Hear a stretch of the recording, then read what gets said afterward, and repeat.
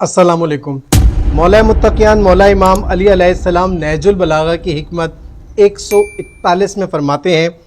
متعلقین کی کمی دو قسموں میں سے ایک قسم کی آسودگی ہے۔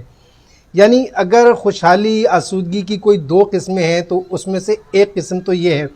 کہ اس کے متعلقین کم ہوں۔ یعنی اگر کسی کے اہل و عیال کم ہیں، اس کے ایسے افراد جو اس پر ڈیپینڈ کرتے ہیں یا اس کے اوپر انحصار کرتے ہیں،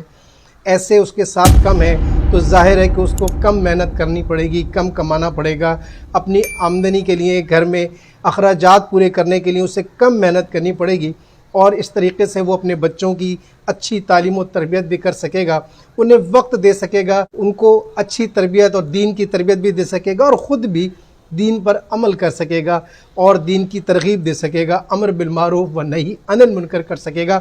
فرصت ہوگی تو سب کچھ کر سکے گا، اور اگر ایسا نہ ہوا، اس کے متعلقین کی تعداد زیادہ ہوئی، تو ظاہر ہے کہ اس کی ساری زندگی آمدنی بنانے کے لیے، اخراجات کو پورا کرنے کے لیے ہی صرف ہو جائے گی اور وہ کچھ نہیں کر سکے گا۔ اس لیے ضروری ہے کہ تعداد ایسی رکھی جائے متعلقین کی کہ جو وزن نہ بنے، بوجھ نہ بنے، اور زندگی اچھے طریقے سے